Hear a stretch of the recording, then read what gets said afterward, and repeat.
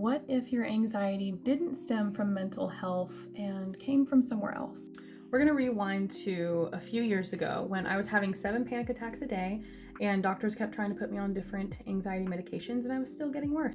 I was constantly waking up anxious. I was really shaky between my meals. I was having panic attacks between my meals and I was always crashing in the afternoon, constantly waking up at 2 to 4 a.m. with a lot of anxiety, palpitations.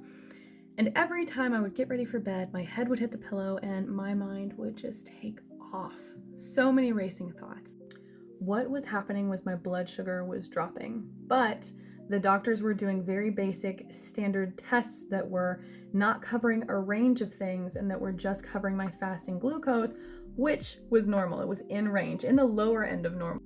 And I know that there are so many people out there who have been through similar experiences. And I want to talk about what's actually happening when this happens, when the anxiety happens and the blood sugar is dropping.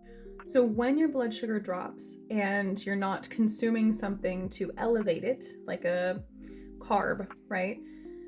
Your body starts to release cortisol and adrenaline to naturally raise that blood sugar. So what happens when you have an adrenaline dump? You start to get the racing heart. You get shifted into that fight or flight mode. You get really panicky. You get the racing thoughts. Maybe you get clammy and sweaty. All of this is because of those hormones being released. So when you feel like that and there's no clear explanation, you don't know why, your doctors are clearly not understanding what's happening or at least not telling you what's happening, that can make you very, even worse, right? It makes you more anxious. And then you start to think, well, what's wrong with me? Is this it? Is this the end? Is this happening? Do I need to go to the emergency room? And then, like with what happened to me, I went to the emergency room once a month for, it was either 5 or 6 months straight. And they kept telling me, it's just anxiety, it's just anxiety.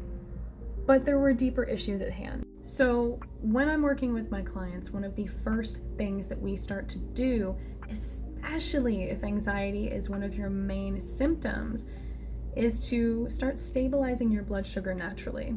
And there are some really simple ways that you can start doing this. There's a lot of different things that you can do, but some of the basics, the core principles, are to make sure that you're eating proteins at every single meal. Even if you eat a snack, have some protein with it. And I know fasting is really good. It can be very good for you if you are in a more regulated state, but when your body is super dysregulated, it can honestly be a little bit more damaging with the stress hormones. So try not to skip breakfast, or at least consider not skipping breakfast and see how your body feels. And then we can also consider eating consistently. So eating every 3 to 4 hours. And if you are someone who, like me, was waking up constantly between 2 to 4 a.m. every single night, try having a protein snack before bed. So something simple like maybe some nuts and some cheese. They have a little bit more fat, but there's still some protein and not a whole lot of carbs, or a boiled egg, a jerky stick, something that's, again, higher in protein, but there's not a lot of really simple carbs. So when your blood sugar is regulated, you're not going to be releasing cortisol constantly to try and regulate it, right? Which means you're probably going to have less anxiety, less palpitations, a lower heart rate, and your nervous system is going to start to regulate, which, think about it, your nervous system controls everything in the body, right? It's like the master programming that's just controlling everything. So my challenge for you is to try to focus on regulating your blood sugar for 2 weeks. Even if it's just something as simple as having that protein snack before bed for 2 weeks. Something simple. You don't have to make it super complicated. Try a whole new morning routine, a whole new evening routine. Because when we start simple and slow, we're more likely to stick to that routine or that new habit that we're trying to implement, which is obviously better for us in the long run.